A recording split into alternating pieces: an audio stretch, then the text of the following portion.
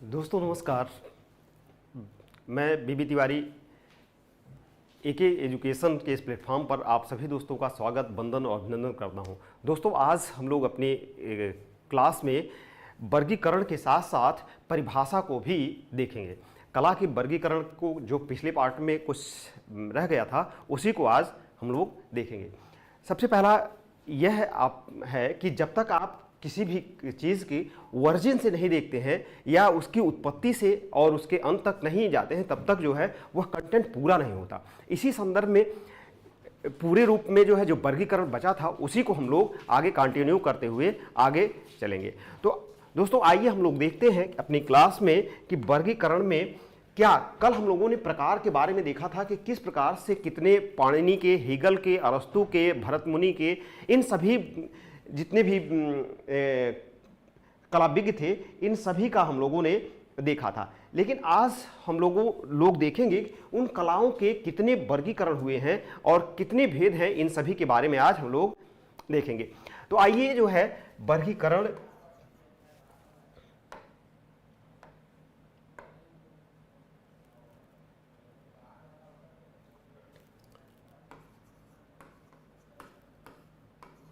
कला का वर्गीकरण इसके बारे में हम लोग देखते हैं। कला के वर्गीकरण के रूप में हम लोग आज से देखेंगे कि किसमें कितनी कलाएं हैं, कहाँ से इसका उल्लेख मिलता है, इन सभी के बारे में हम लोग आज अध्ययन करेंगे।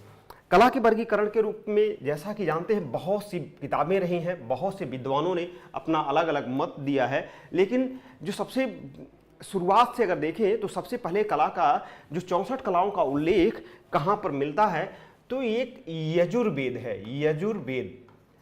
यजुर्वेद जानते हैं, वही ऋग्वेद, यजुर्वेद, सामवेद, अथर्ववेद, वैदिक संस्कृति के वेदों में सबसे पहले यजुर्वेद में 64 कलाओं का उल्लेख मिलता है। 64 कलाएं मिलती हैं, अर्थात इसी में सबसे पहले 64 कलाओं का उल्लेख मिलता है। सर्वप्रथम यहीं पर हमें कला की 64 कलाओं का उल्लेख यहाँ पर मिलता है। इसके बाद जो है बहुत से ऐसी पुस्तकें रही हैं, जैसे कामसूत्र है, इसमें भी 64 कलाओं का उल्लेख मिलता है, इसमें भी 64 कलाएं हैं।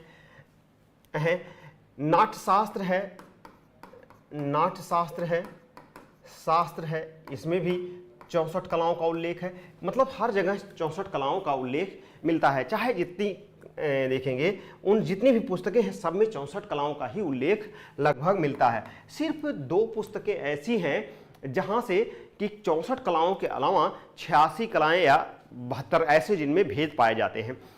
64 कलाओं में खासकर जैसे ललित विस्तार एक पुस्तक का नाम है, ललित विस्तार। इस पुस्तक में खासकर आपके 86 कलाओं का उल्लेख मिलता है। 86 कलाओं का उल्लेख मिलता है, 86 कलाओं का उल्लेख है। कारण क्या है? ललित विस्तार यह बौद्ध धर्म की पुस्तक है। किसकी जो है? बौद्ध धर्म की पुस्तक है। और इस बौद्ध धर्म की पुस्तक को लिखने वाले बुद्ध घोष इसे लिखने वाले हैं और यह बौद्ध धर्म से संबंधित है। ललित विस्तार को लिखने वाले जो है बुद्ध घोष थे और इन्होंने इसमें 86 कलाओं का उल्लेख किया है। सबसे पहले इसमें जो है 7-9 कलाएं थी जो है, लेकिन बाद में आधुनिक रूप में इसमें और भी शोध हुए और यहाँ पर 86 कलाओं का उल्लेख मिलता है। यदि क्वेश्चन पूछा जाता है कि ललित 7-9 किस में मिलती हैं कि कलाओं का उल्लेख कहाँ मिलता है, तो आप हमेशा ललित विस्तार का नाम लेंगे। लेकिन अगर मान लीजिए 7-9 नहीं दिया हुआ है तो आप 8-6 यानी 86 कलाओं का उल्लेख वर्तमान में ललित विस्तार से मिलता है।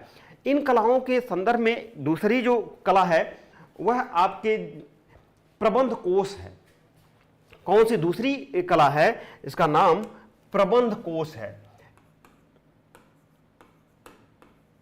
प्रबंध कोश यह पुस्तक है जैसे आपने बुद्ध धर्म देखा था उसी तरह से यह जैन धर्म की पुस्तक है। कैसे है? जैन धर्म से संबंधित पुस्तक है और इसमें खासकर आपको यहाँ पर 72 कलाओं का उल्लेख मिलता है। कितना?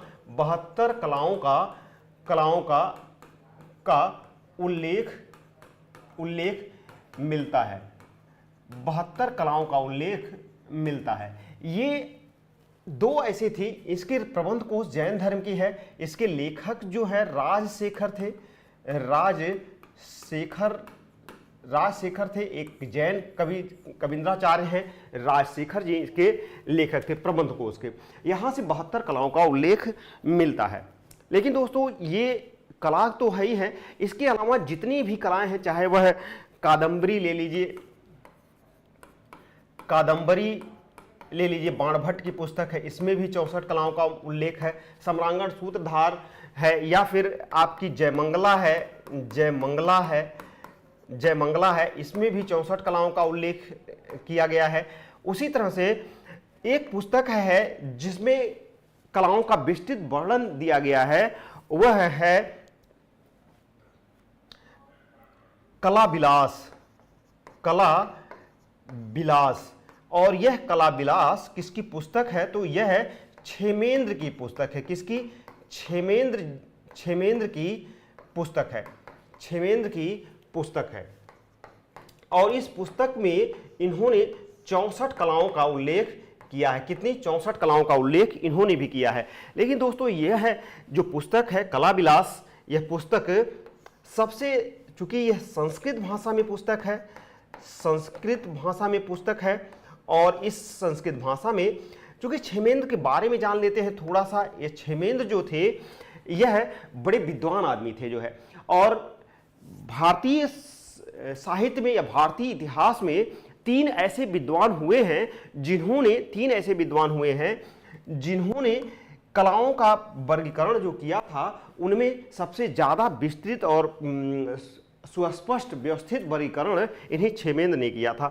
क्षेमेंद्र हास परिहास के विद्वान थे। परिहास के कवि थे।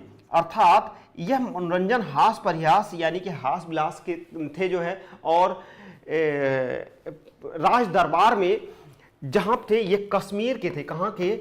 कश्मीर के राजा अनत के दरबारी थे। कश्मीर के राजा अनत सिंह, और इनके जो है पुत्र थे अनत के दरबारी पुरोहित थे, दरबारी कवि थे। इन्हीं के समय में इन्होंने किया था, और बाद में इनके पुत्र अनत के पुत्र कलश के भी दरबार में ये रहे थे। कलश सिंह के दरबार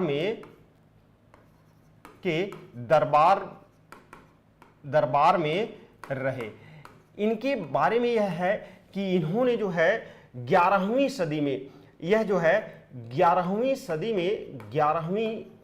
सदी में इन्होंने यह लिखा था। अर्थात ये जो पुस्तक इन्होंने लिखी थी वह 11वीं सदी में इन्होंने लिखा था। यह संस्कृत भाषा में है। कला विलास जो संस्कृत भाषा में है, यह हास परिहास में है के लिए प्रसिद्ध थे। आज इतिहास के बारे में मैं आपको एक तथ्य देता हूं कि इतिहास में तीन ऐसे विद्वान रहे हैं जो अपने हास विलास के लिए, हास परिहास के लिए जाने जाते हैं। पहला जो है मध्यकाल में यही आपके क्षेमेंद्र जी रहे हैं, और दूसरे जो है आपके सल्तनत काल में विजयनगर के कृष्णदेव राय के दरबार में तेनालीराम जी रहे हैं। कौन रहे हैं? तेनालीराम जी रहे हैं। तेनालीरामा ये रहे थे, और ये विजयनगर के दरबारी, विजयनगर राज्य के कृष्णदेव राय के दरबारी थे। कृष्णदेव राय के दरबारी थे, तेनालीरामा थे। यह भी अपनी हास परिहास और कथा कहानियों के लिए बहुत प्रसिद्ध थे, और इसी के कारण ये न्याय भी करते थे, और इनका भी नाम जगत प्रसिद्ध था। लेकिन तीसरे कवि थे जो कि आपको मुगल काल में मिलते हैं, जिनका नाम था बीरबल। क्या नाम था? बीरबल। बीरबल भी अपनी हास परिहास के लिए जाने जाते थे और अकबर के नौरत्नों में से एक थे बीरबल, जो कि अपने हास परिहास के लिए जाने जाते थे। तो ऐसा था कि जब क्षेमेंद्र और तेनालीरामा और बीरबल तीन ऐसे विद्वान थे जो अपने हास परिहास के लिए जाने जाते थे। इन्हीं में क्षेमेंद्र जो है अपनी हास परिहास के लिए बहुत जगत प्रसिद्ध थे। इन्होंने कला के वर्गीकरण में बहुत योगदान दिया और उन्होंने यहाँ भी इन्होंने 64 कलाओं का विशेष रूप से वर्णन किया है। तो बाकी और जितनी भी आती हैं, जितनी भी पुस्तकें आती हैं, सब में 64 मिलती हैं। सिर्फ 2 ही ऐसी पुस्तकें हैं जहां से आपको अलग अलग मिलते हैं, जिसमें खासकर एक प्रबंध कोश है जैन धर्म, जिसमें 72 कलाओं का उल्लेख मिलता है, और दूसरी जो है वह ललित विस्तार है, जहां से आपको 86 कलाओं का उल्लेख मिलता है। बिल्कुल विनय जी, नमस्कार नमस्कार, स्वागत है। और इन सभी कलाओं के साथ जो है अगली जो विस्तार के रूप में देखते हैं कि इन 64 कलाओं में कला का उल्लेख कहाँ पर मिलता है। तो खासकर हम लोग देखते हैं कि जो 64 कलाएं हम लोगों को 64 कलाएं वर्गीकरण के रूप में कला की 64 कलाएं मिलती हैं। इन कलाओं में खासकर कौन कौन सी प्रमुख कलाएं थी? तो 64 कलाओं के रूप में 1 से 64 कलाओं में पहली जो है वह संगीत, वादन और नृत्य के रूप में थी। संगीत, वादन, नृत्य के रूप में थी जो है। चौथी जो कला थी वह आपकी आलेख्यम थी। आलेख्यम थी, और यही आलेख्यम जो है चित्रकला के नाम से जानी जाती थी। चित्रकला के नाम से जानी जाती है। इसी आलेख्यम को चित्रकला के नाम पे जानते हैं। इसका चौथे नंबर पर वर्णन आता था।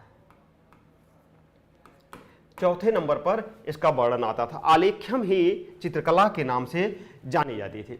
आलेख्यम में यानी चित्ररेखा बनाने के लिए यह यूज की जाती थी। बाकी इन 64 कलाओं में बहुत सी कलाएं थी जो आप कहते हैं, जैसे कि 64 कलाओं में फूल सज्जा करना, कारीगरी करना, चिकनकारी करना, मूर्ति बनाना, जो है हाथ से हैंडमेड बनाना, कागज़ के बनाना, रेखांकन करना, फुलकारी, कलमकारी, ऐसी जितनी भी कलाएं थी, कुल मिलाकर 64 कलाएं थी।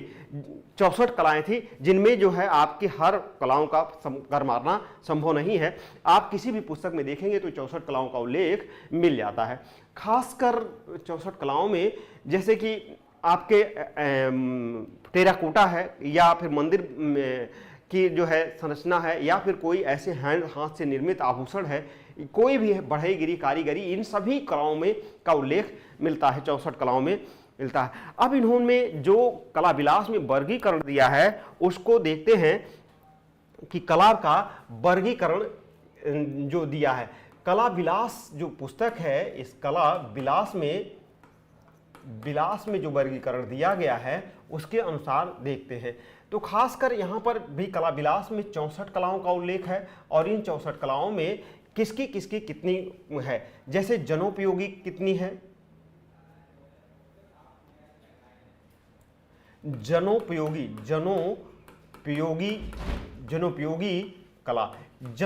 कला। दूसरी जो है आपकी स्वर्णकारों की कला।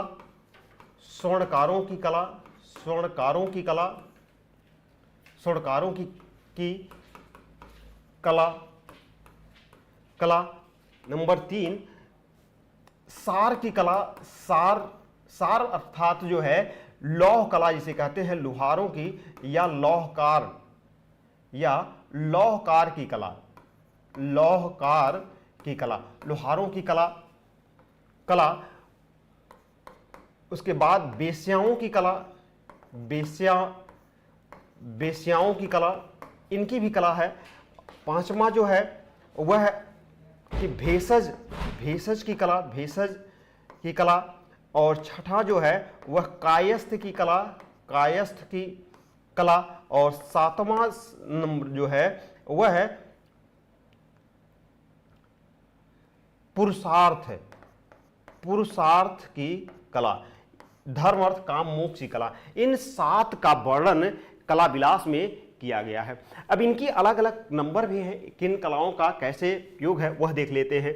तो जनोपयोगी कला भी यह है 64 प्रकार है, यानी कि इनकी 64 कलाओं का उल्लेख जनोपयोगी कला है। जनोपयोगी का मतलब होता है कि जनता, जब आप जीने, रहने, खाने, पीने, उठने, बैठने, पहनने, आपके जितने भी संस्कारों हैं उन सब की कलाओं में का उपयोग जनोपयोगी कला कहती है। जैसे अब यहाँ उत्तर प्रदेश में रहने खाने का अलग है, महाराष्ट्र में खाने की जो है अलग थालियाँ होती हैं, राजस्थान में अलग है, गुजरात में अलग है, वहाँ पर मीठे भोजन का ज़्यादा प्रचलन है, दक्षिण में अलग है और बंगाल में अलग है। यहाँ पर वो मछली भात ज़्यादा खाते हैं तो उनकी थाली में वो चीज़ें रहती हैं, और यहाँ पर जो है पंजाब में अलग है, यहाँ पर अलग है। तो हर पहनावा भी अलग है, उनके रहन सहन अलग है। इन सबके मिलाकर कुल मिलाकर जनोपयोगी कलाएं 64 प्रकार की जनोपयोगी कलाएं हैं, यानी कि जनता के रहने, खाने, जीने, उठने, बैठने की कलाएं 64 प्रकार की कलाएं मानी जाती हैं। इन्हीं जनोपयोगी कला यानी 64 कलाओं का उल्लेख जनोपयोगी कला है। स्वर्णकारों की कला के रूप में इनकी भी 64 कलाएं हैं, यानी ये भी जो है 64 कलाओं का उल्लेख यहाँ से भी मिलता है। किसमें जो है सुनारों की कला या स्वर्णकारों की कला, 64 प्रकार की कला इनकी भी है।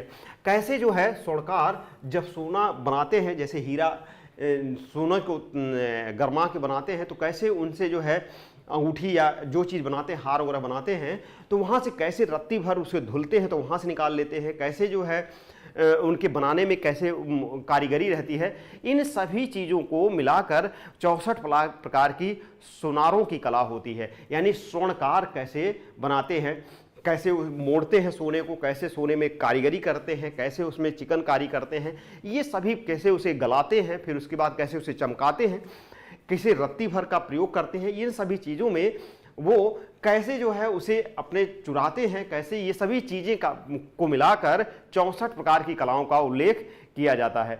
सुनार कहा जाता है ना कि स्वर्णकार, कभी मैं किसी व्यक्ति विशेष की बातें नहीं कर रहा हूँ, ये प्रोफेशन की बातें हैं, इसलिए कोई बुरा नहीं मानेंगे कि कैसे कोई खास भी हो तब भी जो है वो कुछ न कुछ अपने लिए निकाल ही लेते हैं। तो वही जो है कि एक हमारा मित्र है, तो उससे मैं गया तो हमने कहा कि यार इस अंगूठी के बदले हमें दूसरी बड़ी अंगूठी दे दो, क्योंकि देना है इसे, और जो पैसा हो बता दो। उसने कहा यार हम कहें लेकिन यार देखना कि क्योंकि इस समय बैलेंस कम है। तो उसने कहा कि ठीक है यार इतने में मैं बड़ी दे दूंगा। तो हम कहे इतने में कैसे बड़ी दे दोगे? कहा वो ने, तो उसने दूसरी करके गला उला के उसको बड़ा करके भड़कील बना दिया, उतने में वो बड़ी दिखने लगी। हम कहा यार ये कैसे? कहा वो सब कारीगरी है, यही है। तो वही चीज़ें बता रहे हैं कि कैसे स्वर्णकार जो है किसी भी चीज़ को आकार को बड़ा कर देते हैं, सोने को पिघलाकर उसी को ठोस करके दे देते हैं। ये सब चीज़ें जो है ये कला है, और वही 64 प्रकार की कलाएं स्वर्णकारों की भी कलाएं मानी जाती हैं। इसी तरह से लोहे की सार मतलब होता है लोहा, लौहकार जो है, और लोहकारों की भी जो है कितनी कलाएं हैं? तो ये 100 है। भाई लोहा बनाना है तो 100 कलाएं रहेंगी। कैसे खुरपा बनाना है, उसको पीटना है, कैसे गरमाना है, कैसे भट्टी में पिघलाना है, ये सभी जो है कुल मिलाकर हंसुआ, रेती, आरी, गड़ारी, टांगी, कुदार, फावड़ा, ये सब बनाने की कलाएं हैं। और ये सभी जो है बनाने की कितनी 100 कलाएं हैं। 100 कलाएं, इन सभी को मिलाकर लगभग 100 कलाओं का उल्लेख किया जाता है। उसी तरह से बेश्याओं की भी कलाएं हैं। तो बेश्याओं की भी 64 कलाएं हैं, और कैसे जो है नृत्य, वादन, गायन आदि के माध्यम से वो अपनी जीविका के लिए पैसे कमाती हैं, और कैसे जो है मनोरंजन करती हैं। ये सारी चीज़ें जो है आनंद की हैं। और प्राचीन काल में इन्हें गणिकाएँ कहा जाता था। आज जो है इन्हें जो है कालगर्ल या बेश्या के रूप में जाना जाता है। पहले इनकी भी अपना महत्व होता था, और ख़ासकर गणिका, इनका नाम गणिका होता था। जैसे कि आम्रपाली नगर वधू थी जो है मगध की, उसी तरह से बसंत सेना भी जो है एक नगर वधू के रूप में थी। तो वह उस समय गणिकाओं का जो है बड़ी मान था, लेकिन आज के समय में ये इनका स्तर थोड़ा सा गिर गया है। उसी तरह से भेषज की और कायस्थ की कलाएं हैं। भेषज अर्थात जो है चिकित्सक की कितनी कलाएं हैं? तो खासकर जितनी भी भेषज की कलाएं हैं वो 10 कलाओं का उपयोग करते हैं। भेषज में इन्हें चिकित्सक भी कहा जाता है, चिकित्सक भेषज को चिकित्सक भी कहा जाता है। इनकी जो है 10 कलाएं हैं। कितनी हैं? तो इनकी भी 10 कलाएं हैं। कैसे? आयुर्वेदिक है, जेनरिक है, एलोपैथिक है, होम्योपैथिक है, ये सभी मिलाकर कुल 10 रूप से है। कैसे जो है प्राचीन काल में इन कलाओं का उल्लेख कैसे मिलता है, तो आप देख सकते हैं कि जो जिस समय सुसैन वैद्य लक्ष्मण को बाण लगे थे, वीरघातनी शक्ति लगी थी, तो उस ऐसी चिकित्सा पद्धति आयुर्वेद जो है कि चिकित्सा पद्धति थी। कैसे शल्य चिकित्सा करते थे, कैसे जो है उसे जो है वहाँ से जो है औषधियों का प्रयोग करते थे जो कि मृत संजीवनी, मृत होने हुए व्यक्ति को भी जीवित कर देती थी, ऐसी संजीवनियाँ थी। तो चिकित्सकों की 10 कलाएं हैं। कैसे जो है वो उसके शल्य चिकित्सा करते थे, कैसे जो है एक हड़प्पा से भी 6 खोपड़ी की मूर्ति मिली है, जिसमें कि खोपड़ी में छेद को जो है उसे शल्य चिकित्सा किया गया है। तो ऐसे जितने भी चीज़ें मिलती हैं वो कहीं ना कहीं जो है कला के में। तो चिकित्सक आज भी देखते हैं कितना जो है कितना आगे बढ़ गया है स्वास्थ्य विभाग जो है, और जहाँ पर जो है बड़े से बड़ा ऑपरेशन जो है वो कर डालता है, हर शरीर के हर अंग को वह खोल कर रख दिया है। लेकिन फिर भी कहीं ना कहीं जो है वह मृत्यु और जीवन के रहस्य को अभी सुलझा नहीं पाया है। तो ये कहीं ना कहीं प्रकृति और उनकी बातें हैं। फिर भी चिकित्सकों की जो कला है वह 10 प्रकार की है। उसी तरह से कायस्थ की भी कलाएं हैं। कायस्थ उस समय जो है जो मुनीम होते हैं, जो लिखने पढ़ने का काम करते थे, उन्हें कायस्थ कहा जाता था। यानी कि जो आज लेखपाल हैं, अमीन हैं, जो कि लेखा जोखा काम करते हैं, उन्हें जो है कायस्थ। इन कायस्थ की 16 कलाएं हैं जो यहाँ पर उल्लिखित हैं। कला विलास में क्षेमेंद्र ने जो है इस कला विलास में 64 कलाओं का दिया है, जिसमें कायस्थ की कलाओं को 16 रूपों में क्या कैसे जो है लिखा पढ़ी करना कैसे देखते हैं ना। आज लेखपाल क्या करते हैं, जब आप उन्हें पैसा कमाना होता है या कहीं से असंतुष्ट हो जाते हैं तो जिसका नापने जाते हैं उसी में से किसी में 1 लट्ठा बढ़ा देंगे, किसी में 1 लट्ठा घटा देंगे। जब भी नापेंगे हर बार अलग अलग उनका आता है। तो ये कोई वो बुराई नहीं है, ये इसलिए कह रहे हैं कि उनसे आपको ये रहता है कि जब वो किसी करते हैं तो कहीं ना कहीं वो नापने जोखने में थोड़ा बहुत अंतर आ ही जाता है। और अगर जानबूझकर झगड़ा लगाना है तो किसी उनके में कर देंगे, कहीं से उनके कम कर देंगे। तो जब जितनी बार जितना लेखपाल जो आएंगे, जितनी बार वो नापेंगे, उतना कुछ न कुछ हो जाता। तो यही जो है 16 कलाओं का उल्लेख यहाँ से मिलता है। लेखा पढ़ी वाले के काम करना, अमीन काम करना, इन्हें कायस्थ के रूप में था। उसी तरह से पुरुषार्थ है। पुरुषार्थ में धर्म, अर्थ, काम और मोक्ष, इन सभी को मिलाकर कुल जो है 32 कलाओं का उल्लेख किया जाता है। कितनी जो है 32 कलाओं का उल्लेख किया गया। धर्म, अर्थ, काम, मोक्ष के रूप में पुरुषार्थ की कितनी कलाएं हैं? तो 32 कलाओं का उल्लेख मिलता है। इन 32 कलाओं में जो है 8 कलाएं सबकी हैं, और पुरुषार्थ की जो है धर्म, अर्थ, काम, मोक्ष के रूप में 32 कलाओं का उल्लेख इस कला विलास में मिलता है। तो यहाँ से भी आपको ये देखना है कि कहाँ कि क्वेश्चन आपसे यहाँ से पूछे जाते हैं कि क्षेमेंद्र की कला विलास में कितनी कलाओं का उल्लेख है। तो वही जो है क्षेमेंद्र जो है, क्षेमेंद्र ये कश्मीरी ब्राह्मण पंडित थे, और यह जो है संस्कृत भाषा के प्रखंड विद्वान थे, हास परिहास के कवि थे, अभी मैंने आपको पीछे बताया। तो इन्होंने जो कला विलास इनकी रचना थी, इस कला विलास में इन्होंने जो कलाओं का वर्गीकरण दिया है 64 कलाओं में, उनमें खासकर कुछ अन्य कलाओं का भी वर्गीकरण दिया है, जिसमें जनोपयोगी कला 64 है, स्वर्णकारों की कला 64 है, सार की कला 100 है, वैश्याओं की 64 है, भेषज या चिकित्सक की 10 है, कायस्थ की 16 है, पुरुषार्थ की 32 कलाओं का इन्होंने उल्लेख किया है। कुल मिलाकर अगर इन्हें जोड़ते हैं तो हमें लगता है 350 कलाओं का उल्लेख इन्होंने किया है। जो इन्होंने किया है 350 कलाएं टोटल इन्होंने उल्लेख किया है। सबकी जोड़ेंगे तो 350 कलाओं का उल्लेख मिलता है। तो इस तरह से इन्होंने जो दिया है, यह वर्गीकरण कुल 350 कलाओं का उल्लेख इन्होंने किया है। तो ये क्षेमेंद्र की वर्गीकरण था, जिसे आप देखते हैं कि बाद इन्होंने इनकी कलाओं में दो रूपों में वर्गीकृत, जिस प्रकार मैंने बताया था वहां पर दो प्रकारों का उल्लेख मिलता है। एक तो स्थिर कला और दूसरी जो है वह दूसरी स्थिर कला और दूसरी जो है गतिशील कला यानी डायनेमिक गतिशील कला। इसे डायनेमिक आर्ट भी कहते हैं और इसे स्पैटियल आर्ट भी कहते हैं, या स्थिर कला जो है इसे स्टैटिक आर्ट भी कहा जाता है। इसे स्टैटिक आर्ट भी कहा जाता है, स्टैटिक आर्ट भी कहा जाता है और इसे डायनेमिक आर्ट भी कहा जाता है।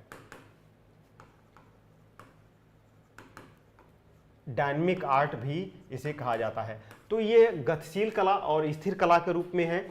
स्थिर कला के रूप में वह कलाएं आती हैं जो स्थिर होती हैं, जो एक जगह से दूसरी जगह न जा सके। इन्हें यह जो है खासकर जो है ये स्थिर कलाएं जो है यह देश सापेक्ष होती हैं। कैसे जो है यह देश सापेक्ष होती हैं। स्थिर कलाएं देश सापेक्ष होती हैं, देश सापेक्ष होती हैं। और यह खासकर चित्रकला,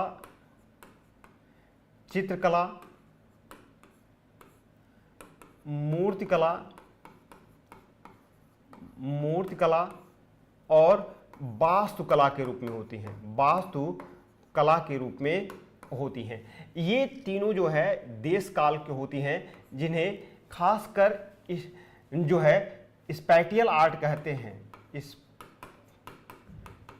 स्पैटियल आर्ट कहते हैं।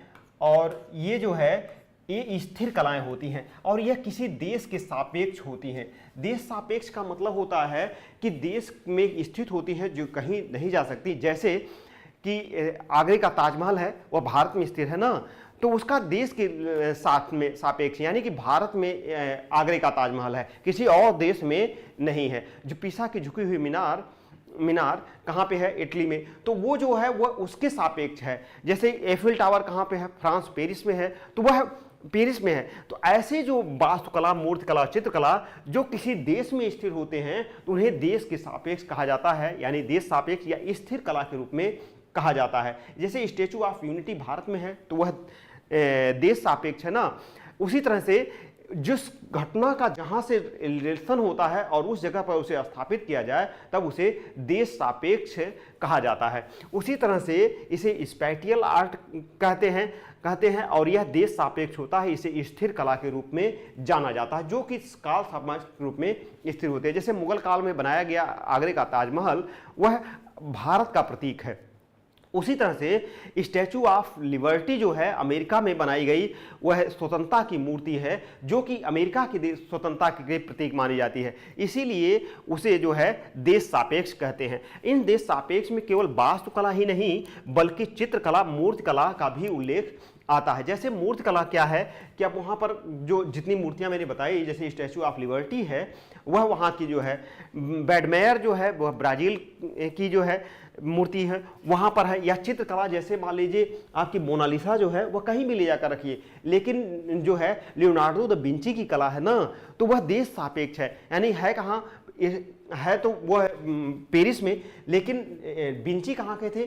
तो इटली के थे, तो इसलिए जो है उनकी कला लियोनार्डो दा विंची का मानी जाती है। इसीलिए वह देश सापेक्ष है। जिस देश में कला थी उसी देश सापेक्ष के रूप में मानी जाती है, वहीं पर स्थिर होती है।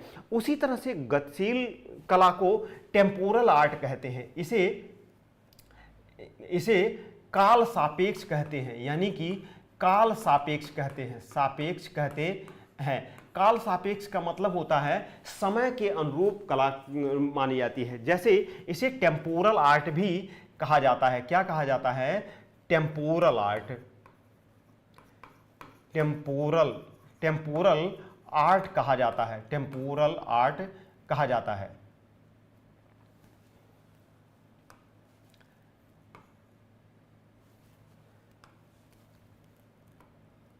इसे टेम्पोरल आर्ट भी कहा जाता है, यानी कि काल सापेक्ष। और जो कला किसी काल विशेष के अधीन होती है उसे टेम्पोरल आर्ट या काल सापेक्ष या समय के सापेक्ष मानी जाती है। जैसे कि लता मंगेशकर भारत की है ना, तो भारत की उनका एक समय काल रहा है, उसी समय काल में उन्होंने एक इतनी अच्छे गीतों की संरचना की है जो कि उनके नाम से जानी जाती है। लेकिन उनका समय काल है, जब तक उनका समय काल था तब तक उनके जैसा कोई गाने वाला नहीं था। उसी तरह से जैसे मान लीजिए माइकल जैक्सन है, माइकल जैक्सन अमेरिका के थे, तो वह जो है काल सापेक्ष है, यानी उनका एक समय काल है, उनका एक डेट ऑफ बर्थ है। जैसे अरस्तु है तो अरस्तु का एक समय काल था, प्लेटो थे, प्लेटो का एक समय काल था, चाणक्य थे तो चाणक्य का एक समय काल था। उसी तरह से जिस समय काल में जिस कला का वर्णन होता है और वह गतिशील कला के रूप में किन कलाओं को रखा जाता है, पहले ये जान लीजिए। तो खासकर संगीत कला और संगीत कला और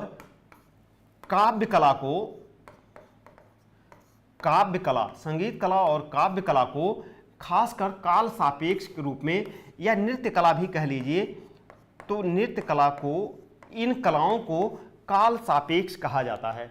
जैसे शहनाई वादक जो बिस्मिल्लाह खां जो थे वह काल सापेक्ष हैं, इन्हीं के रूप में जैसे लता मंगेशकर, यह सभी काल सापेक्ष हैं। जैसे माइकल जैक्सन काल सापेक्ष हैं। तो ऐसी कला जो गतिशील हो उसे काल सापेक्ष के रूप में जाना जाता है, और वह काल सापेक्ष कला गतिशील कला के रूप में, और वह किसी एक समय विशेष के अंतर्गत पाई जाती है। इन्हीं कलाओं के वर्गीकरण के रूप में अंत यहाँ से क्वेश्चन आपसे पूछा जाता है। जैसे क्वेश्चन ले लीजिए, क्वेश्चन ये पूछा जाएगा कि वह कौन सी कला है जो काल सापेक्ष है, वह कौन सी कला है जो काल सापेक्ष है। तो 4 आपको दे दिया जाएगा, जैसे 3 ये दे दिया गया और एक संगीत या नृत्य दे दिया गया, तो फिर आपको वहां पर काल सापेक्ष लगाना। अब उसी तरह से आपसे पूछे कौन सी कला, निम्न में से कौन सी कला देश सापेक्ष या जो है स्पैटियल आर्ट है, या स्थिर कला, निम्न में से कौन सी स्थिर कला देश सापेक्ष है।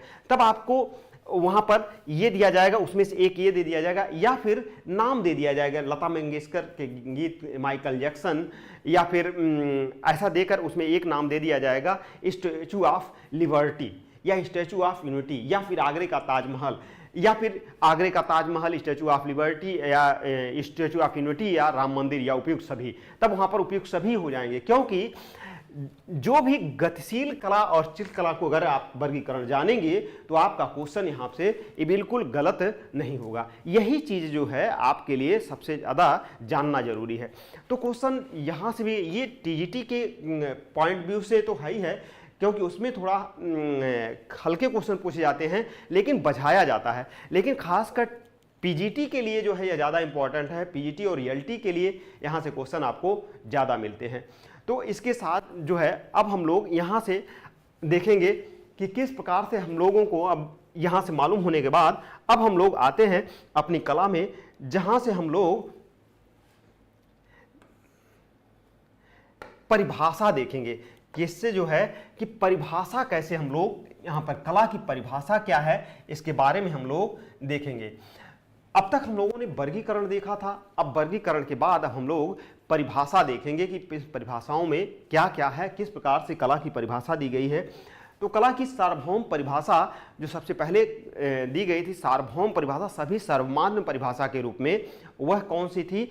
तो कला की सार्वभौम परिभाषा, कला किसी भी प्रकार की कला, यानी कि किसी प्रकार भी किया गया कोई भी कार्य, किसी के द्वारा किया गया कोई भी कुशलतापूर्वक कार्य कला कहलाता है।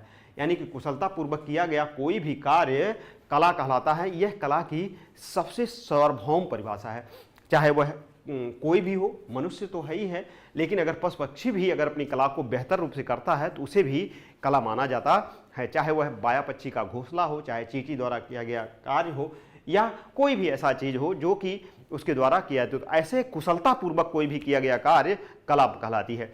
उसी तरह से प्राचीन काल से आधुनिक काल तक जितने भी विद्वान कला के बारे में परिभाषा दिए हैं, उनके बारे में प्रमुख परिभाषाओं को हम लोग यहाँ पर देख लेते हैं।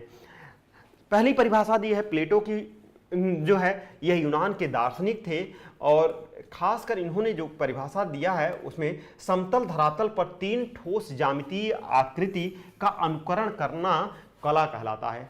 यानी कि ज्यामितीय आकृतियों का अनुकरण कला कहलाता है। समतल धरातल पर 3 ठोस ज्यामितीय आकृतियां क्या कहलाती हैं? कला कहलाती हैं। उसी तरह से कला की दूसरी परिभाषा भी प्लेटो की है, जिसमें उन्होंने कहा है कि कला सत्य की अनुकृति है, यानी कि सत्य की अनुकृति। और सत्य क्या है? प्रकृति है, जिसको अरस्तू ने अपना लिया था। लेकिन शब्दों का भेद है दोस्तों। परिभाषा को याद करने के रटने की जरूरत नहीं है, बस उनके शब्दों को आप जानिए। जब उनके शब्दों के भाव को समझेंगे तब आप कहीं ना कहीं कला की जो है परिभाषा के मर्म को जान जाएंगे। और जब आप कला की परिभाषा के मर्म को जानेंगे तो आपको परिभाषा कभी गलत नहीं होगी जो है। तो उसी तरह से कला सत्य की अनुकृति है। यह किसकी है? यह भी प्लेटो की कला है। तो प्लेटो की परिभाषा है। प्लेटो की अगली परिभाषा जो है कला सत्य की अनुकृति है। यह भी उसी तरह से पूछी गई है जैसे कि दूसरी थी जो है अरस्तु। प्लेटो के गुरु जो थे सुकरात थे, और सुकरात के जो है शिष्य प्लेटो थे, और प्लेटो के शिष्य अरस्तु हैं, और अरस्तु के गुरु प्लेटो हैं। ये 3 ऐसी परंपराएं थी जहां से आपको एक दूसरे के गुरु और शिष्य के रूप में जाना जाता है। कला सत्य की अनुकृति है, यह प्लेटो है। लेकिन कला प्रकृति की अनुकरण है, और यही अनुकरण का सिद्धांत भी है जो अरस्तु का है। और यह अरस्तु कला प्रकृति का अनुकरण है। यहां से आपको यह परिभाषा इंपॉर्टेंट है। अगली परिभाषा फ्रायड महोदय की है, जो कि मनोवैज्ञानिक थे, और इन्होंने जो है मनोवैज्ञानिक थे जर्मनी के, और इन्होंने कहा है कला दमित वासनाओं का उभरा हुआ रूप है। किसकी जो है? यह फ्रायड महोदय की परिभाषा है, और यह मनोवैज्ञानिक थे, और इन्होंने दिया है कला दमित वासनाओं का उभरा हुआ रूप है। अर्थात जब किसी के व्यक्ति के मन में कोई ऐसी दबी भावनाएं रह जाती हैं और वह एकांत में बैठकर उस भावनाओं को अभिव्यक्त करना का प्रयास करता है, तो वो दमित हुई भाषाएं उभर कर आती हैं, तब उसे क्या कहते हैं? कला कहा जाता है। यही जो है फ्रायड महोदय की परिभाषा है। अगली परिभाषा क्रोचे महोदय की है, और इन्होंने कहा है कि हर एक महान कला ईश्वरीय कृत के प्रति मानव आह्लाद की अभिव्यक्ति है। अर्थात जो क्रोचे महोदय एक अभिव्यंजनावादी कलाकार थे, इटली के अभिव्यंजनावादी कलाकार थे जो है, और इन्होंने कहा है हर एक महान कला ईश्वरीय कृत के प्रति, कोई भी जो महान कला है वह ईश्वरी यानी कि ईश्वर की कृति यानी कि संरचना के प्रति मानव आह्लाद की अभिव्यक्ति है। यानी कि ईश्वर की कृति के प्रति मानव का जो व्यवहार है यानी कि स्वतंत्रता है, उसी की अभिव्यक्त किया गया है। यह अभिव्यंजनावादी क्रोचे महोदय थे, इनकी यह कला रूप में थी जो है। अगली परिभाषा गेटे महोदय की है। इन्होंने कहा है महान सत्य की प्रतिकृति प्रस्तुत करना ही कला की सबसे बड़ी समस्या है। यह भी है कि इन्होंने समस्या शब्द का उल्लेख किया है गेटे महोदय ने। महान सत्य की प्रतिकृति प्रस्तुत करना, यानी जब सत्य क्या है? प्रकृति है, और प्रकृति की प्रतिकृति यानी फोटोकॉपी प्रस्तुत करना मानव की सबसे बड़ी करना ही सबसे बड़ी समस्या है। यही चीज़ जो है गेटे महोदय ने कहा कि जो हम करते हैं वह सत्य की अनुकृति है, और वही सबसे बड़ी समस्या है, वही सबसे बड़ी समस्या है। यही चीज़ का प्रयोग गेटे महोदय करते हैं। इसके बाद सबसे अनुकूल परिभाषा जो है शतपथ ब्राह्मण में है। कहा गया है जो कुछ भी देव शिल्पों का प्रतिरूप है वह शिल्प है। अर्थात देवताओं द्वारा, मैंने बताया था आपको कि प्रकृति की 2 हैं, वो एक प्रकृति शिल्प है और दूसरा मानव शिल्प है। वही प्रकृति जो ने प्रदान किया है उसी की अनुकृति करना ही कला है। अर्थात जो प्रकृति की जो है देव शिल्प यानी प्रकृति की है, उसी के प्रतिरूप अनुकृति को करना वह क्या है? कला है। यही प्रकृति की अनुकरण या उसका फोटोकॉपी करना ही कला है। यह कला जो कि प्रकृति की अनुकरण करना ही कला है। अर्थात प्रकृति क्या है? सत्य है, और उसी सत्य क्या यानी देव शिल्प है। यानी सनातन धर्म में कहा जाता है कि ब्रह्मा ने सृष्टि की रचना की है। और मैंने आपसे बताया था कि पाणिनि के 2 रूप हैं, उन्होंने किया था कला के 2 वर्गीकरण किया था, पहला प्रकृति शिल्प और दूसरा मानव शिल्प। तो देव शिल्प यानी प्रकृति शिल्प का प्रतिरूप करना ही शिल्प कला है। यह शतपथ ब्राह्मण में कहा गया था। शतपथ ब्राह्मण के बारे में जान लीजिए। शतपथ ब्राह्मण जो है यह खासकर जो है यजुर्वेद का ब्राह्मण ग्रंथों में से आता है जो है। और यह खासकर कृष्ण यजुर्वेद का ग्रंथ है और शुक्ल यजुर्वेद कृष्ण यजुर्वेद जो है उसी के रूप में है, तो उसी का एक ब्राह्मण ग्रंथ है शतपथ ब्राह्मण, और इसमें ही यह उल्लेख मिलता है। अगला एक कला जो हीगल महोदय की है, जिन्होंने कहा है कि कला अधिभौतिक सत्ता को व्यक्त करने का माध्यम है। कला अधिभौतिक सत्ता को व्यक्त करने का माध्यम है, अर्थात जो कला है वह भौतिक सत्ता का मतलब होता है जैसे कूलर, एसी, फ्रिज, जो भी हमें सुविधाएं दी, उनकी जो सत्ताएं हैं, उनकी जो आवश्यकताएं हैं, उन्हीं को व्यक्त करने का माध्यम कला है। अर्थात हम अब जिससे आनंद प्राप्त करते हैं, इस गर्मी में एसी, कूलर, फ्रिज और ठंडी में हीटर वगैरह जो है, इन सभी से जो आनंद प्राप्त करते हैं, उन्हीं को व्यक्त करने का माध्यम, उस खुशी को व्यक्त करने का माध्यम ही कला है। अर्थात जो आजकल हम इस वातावरण में, चाहे वह उन्हीं भौतिक सुख सुविधाओं से जो चीज़ हमें दुख और सुख मिलता है, उन्हीं भौतिक सत्ताओं को व्यक्त करने का माध्यम क्या कहलाता है? कला कहलाता है। तो हीगल महोदय की यह कला थी। इन्होंने क्लासिफिकेशन ऑफ फाइन आर्ट में अपनी पुस्तक को उल्लिखित किया था। अगला जो है कला अधिभौतिक था। शैले महोदय कला है, कला कल्पना की अभिव्यक्ति है। जो शैले महोदय थे, इन्होंने कला को कल्पना की अभिव्यक्ति माना है, यानी मानव जब कोई चीज़ कल्पना सोचता है और उसे करता है तो उसको व्यक्त करने का माध्यम ही कला है। यह शैले महोदय की है। शैले महोदय ने अपनी कला में यह कहा है, कला की परिभाषा में, कि कला कल्पना को व्यक्त करने का अभिव्यक्ति है, यानी कि जो कल्पना वह करता है मन में, उस कल्पना को जब वह प्रत्यक्ष रूप में व्यक्त करता है, उसे कला कहते हैं। अगला जो है रविन्द्रनाथ टैगोर की है। रविन्द्रनाथ टैगोर की पूछी गई है, इंपॉर्टेंट है। जो सत्य है, जो सुंदर है, वही कला है। यह जो है सत्यम से सुंदरम की विशेषता पर, कला की जो विशेषता है सत्यम से सुंदरम की विशेषता, उसी विशेषता के आधार पर यह आधारित है। कहा जाता है कि रविन्द्रनाथ टैगोर ने यह परिभाषा दिया था जो कि सत्यम एवं सुंदरम की अभिलाषा पर आधारित है। जो सत्य है वही सुंदर है और वही कला है।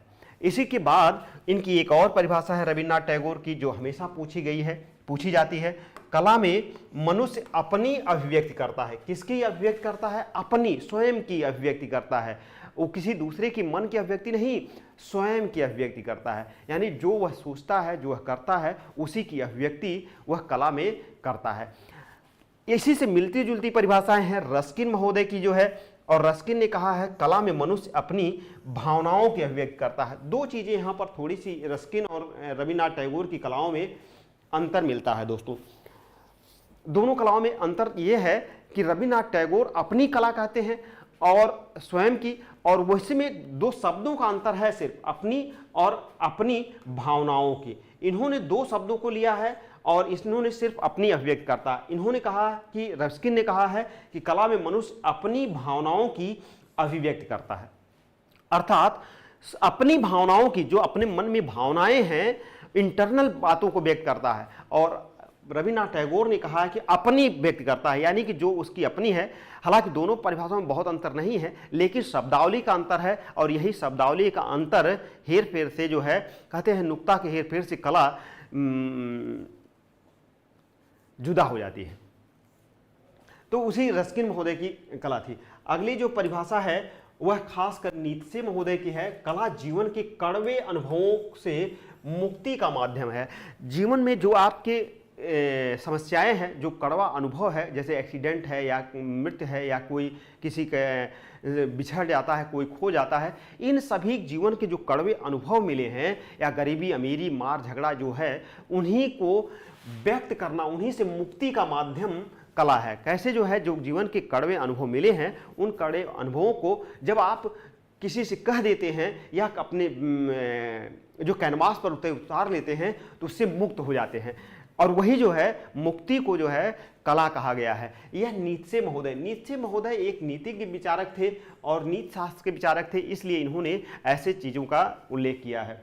अगले जो है भारती जयशंकर प्रसाद कामायनी, इनकी रचना है, और इन्होंने बहुत से जो है उपन्यास भी लिखे हैं। भारत के कवियों में इनका अद्भुत योगदान है। इन्होंने कहा है, ईश्वर की कर्तव्य शक्ति का संकुचित रूप से हमको जो बोध के लिए मिलता है, वही कला है। अर्थात ईश्वर की कर्तव्य शक्ति का, कि जो ईश्वर की कर्तव्य शक्ति का संकुचित रूप जो हमको बोध के लिए मिलता है वही कला है। यानी कि जो कर्तव्य शक्ति है उनकी जो हमें मिली है उसका संकुचित रूप, मतलब बहुत छोटा सा रूप जो है हमें एक अभिनव अभिव्यक्त के लिए मिलता है और वही कला है। ये जयशंकर प्रसाद की कला के रूप में है। मैथिली शरण गुप्त की परिभाषा है कि अभिव्यक्त की कुशल शक्ति ही तो कला है, जो अपूर्ण कला की पूर्ति है। जो है अभिव्यक्त की कुशल शक्ति ही कला है, अर्थात जो हम बोलते हैं, जो अपने मन में सोचते हैं, उसको अगर बेहतर रूप से प्रस्तुत कर ले जाएं तो वही शक्ति ही कला है और अपूर्ण कला की पूर्ति है। यानी कि जो हम अपने अभिव्यक्त जो सोचते हैं उसे अगर व्यक्त कर ले जाएं तो वही कला है, लेकिन जो अपूर्ण कला की पूर्ति है, यानी जो अपूर्ण है उसी की पूर्ति है कि अगर अपने मन में जो अभिव्यक्त है उसे व्यक्त कर ले जाएं, यही कला है। जो है स्कोपन हीवर एक हैं जिन्होंने कहा है संगीत की भावना पर जो आधारित हो वह कला है। यानी स्कोपन हीवर, संगीत और स्कोपन, इनसे आप समझ सकते हैं कि संगीत की कला की भावना पर आधारित हो, यानी संगीत की भावना पर जो आधारित हो वह कला है। क्या है? वह कला है। संगीत की भावना पर जो आधारित हो वह कला है। स्कोपन हीवर की यह कला है और यह इंपॉर्टेंट कला है। यहाँ से भी क्वेश्चन आपको आ सकते हैं। अगला जो है टॉलस्टॉय महोदय की कला है, एक परिभाषा है, कला हमारी भावनाओं की अभिव्यक्त करते हैं। कला हमारी भावनाओं की अभिव्यक्त करते हैं, ये टॉलस्टॉय की है और कला हमारी भावनाओं की अभिव्यक्त करते हैं। अगली परिभाषा आपके स्क्रीन पर मौजूद है, पीएन चोयल, कला आदमी को अभिव्यक्ति देती है। कला क्या देती है? आदमी को अभिव्यक्ति देती है। डॉक्टर श्याम सुंदर दास की परिभाषा है, जिस गुण या कौशल के कारण किसी वस्तु में उपयोगी गुण और सुंदरता आ जाती है उसको कला की संज्ञा दी जाती है। यह परिभाषा आपके डॉक्टर श्याम सुंदर दास की परिभाषा के रूप में है।